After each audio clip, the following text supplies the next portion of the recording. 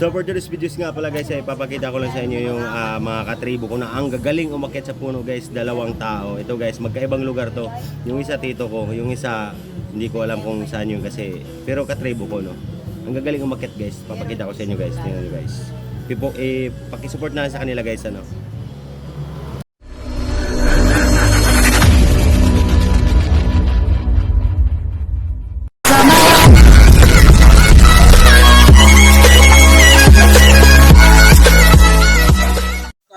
At ito na nga guys, so ayan, pinapaliwanag na niya at aakit na siya sa puno ng kawayan. Napakahirap talaga umakit yan guys kasi matatalim yung mga sanga ng kawayan. Ayan, ginaya niya si Tarzan guys. So, ito yung Tarzan na bata pa, ayan. Ayan, pares itong Sinasaludoan kita. Guys, yung sumunod na guys, mag-agaling naman yun sa Castillo. Yung pag-support na lang ako sa kanilang mga channel guys, no? At makikita nyo yung mga ang gagaling nila doon sa mga ganyang mga gawain. Kaya kayo, huwag kayong mang-light-light sa mga tribong Manobo ha. Baka yung mga kakayanan namin hindi nyo alam yung mga kakayanan namin. Hindi rin naman namin alam yung kakayanan nyo, pero hindi kami nang lalait sa kung ano man kayong tribo. Ay mga Bisaya dyan na nang lalait ng mga tribo, ang Manobo ay ang matatawag yan sa inyo, mga ano lang kayo, tae ng unggoy. Yun. Dapat huwag kayong maglait kasi hindi nyo alam yung bawat kakayanan ng mga tao. Dapat tingin nyo sa sarili o tingin nyo sa kapwa nyo. Dapat pantay-pantay lang. Tingnan nyo guys, so kung kaya nyo yan. Lalo na yun si Miss Kulot na yan, huwag nyo nang suportahan nyo, huwag nyo nang ipalo yun. Para hindi pa sisikat, laos na. Ayun guys, so nasa tuktok na siya guys. So actually ako ginagawa ko to dati nung nambibitag pa kami ng baboy ramo. Ayun. Pero ngayon hindi ko na alam yung gagawin. Pero siguro pagka tumagal ako tumira doon, kaya ko ulit yung mga gawain ko, no?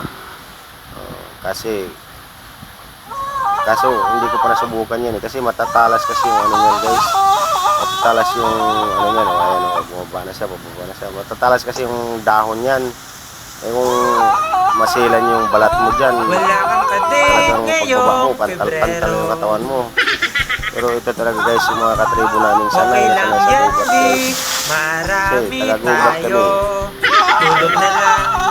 Ayan. Tapos lalagay ko na lang yung channel niya mamaya. Ito naman guys, ito yung taga Castillo guys, Organisor guys.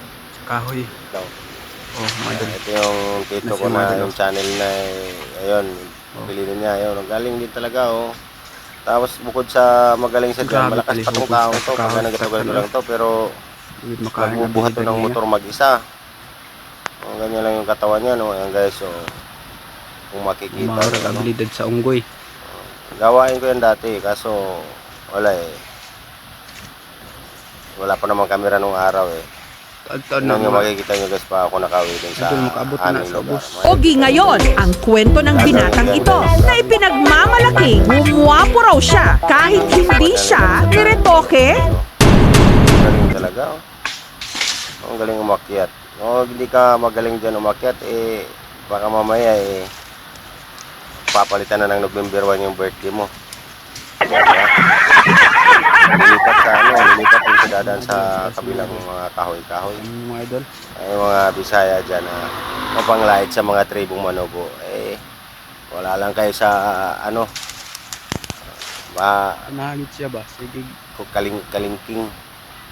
Daliri. Ganon. Mga kahoy. Kita mo yun. Ganon talaga ka nila sa puno. Kaya pagdating sa gubat talaga,